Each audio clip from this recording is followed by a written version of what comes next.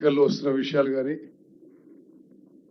కొందరు పెద్ద మనుషులు మాట్లాడుతున్న విషయాల్లో కానీ ఒక క్లారిఫికేషన్ ఇస్తూ ఏ విధంగా మన ప్రభుత్వం ముందుకు పోతుందో ఆ విషయాన్ని మీ అందరికీ మీ ద్వారా యావత్ తెలంగాణ రాష్ట్రానికి తెలియజేసే ఉద్దేశంతో మరి ముఖ్యమంత్రి అనుమతితో ఈ ప్రజెంటేషన్ ఈరోజు చేయడం జరుగుతుంది.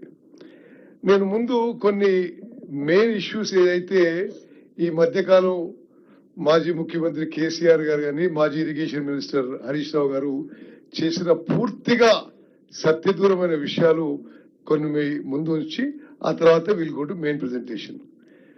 మొన్న కల్వకుంట్ల చంద్రశేఖరరావు గారు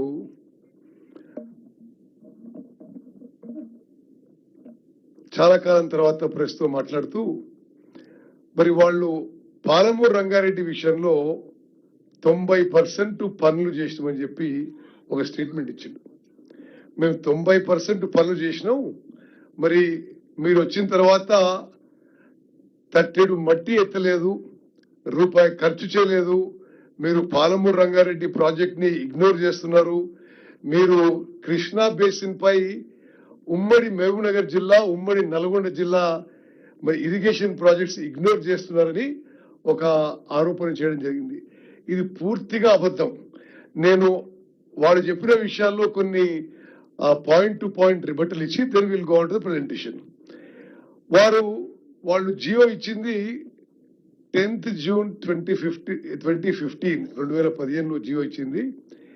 ఈ పాలమూరు రంగారెడ్డి ప్రాజెక్ట్ కాస్ట్ 35,000 కోట్లని. వాళ్ళ హయాంలో ఖర్చు పెట్టింది 27,000 కోట్లు. ఈ రోజు పాలమూరు రంగారెడ్డి ప్రాజెక్టు పూర్తి చేయడానికి పూర్తి స్థాయిలో డిస్ట్రిబ్యూటరీ ఛానల్స్, ఆయకట్టు కాలువలు, ఆయకట్టు పనులు అంతా పూర్తి చేయడానికి మేము లెక్కలతో సాగు పెడతాం 80,000 కోట్లు దాటుతుంది. మరి 80,000 కోట్ల పనులకి 27,000 కోట్ల పనులు చేసి మేము 90% పనులు చేయడం అనేది ఎంత సత్యదూరమైన విషయమో యావత్ తెలంగాణ ప్రజానీకం గమనించాలి. వాళ్ళు ఉదాహరణకి పాలమూరు రంగారెడ్డి ప్రాజెక్ట్ విషయం చెప్తాను. 2-3 విషయాలు. 2015లో జియో ఇచ్చి డీటెయిల్డ్ ప్రాజెక్ట్ రిపోర్ట్ 7 ఏళ్ల తర్వాత 13 సెప్టెంబర్ 2022 సంవత్సరంలో సెప్టెంబర్లో 13వ తారీఖున పాలమూరు రంగారెడ్డి ప్రాజెక్టు మొదటిసారి సిడబ్ల్యూసికి డిపిఆర్ సబ్మిట్ చేసింది. దాని ఖర్చు చూపెట్టిండ్రు 55,000 కోట్లు.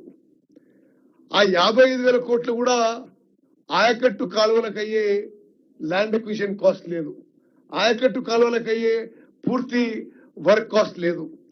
మరి వాళ్ళు ఈరోజు అంటున్నారు, మరి వాళ్ళు ఆ రోజు దిగిపోయినప్పుడే 27,000 కోట్లు ఖర్చు పెట్టి పాలమూరు రంగారెడ్డి ద్వారా ఒక్కెకరానికి కూడా ఆయకట్టుకి నీళ్ళు ఇవ్వలేదు.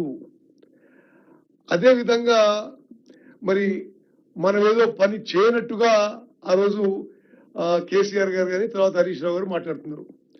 ఆ విషయానికి వస్తే మన ప్రభుత్వం వచ్చిన తర్వాత పాలమూరు రంగారెడ్డి ప్రాజెక్టుపై 7,000 కోట్లు ఖర్చు చేయడం జరిగింది. వాళ్ళు వదిలిపెట్టి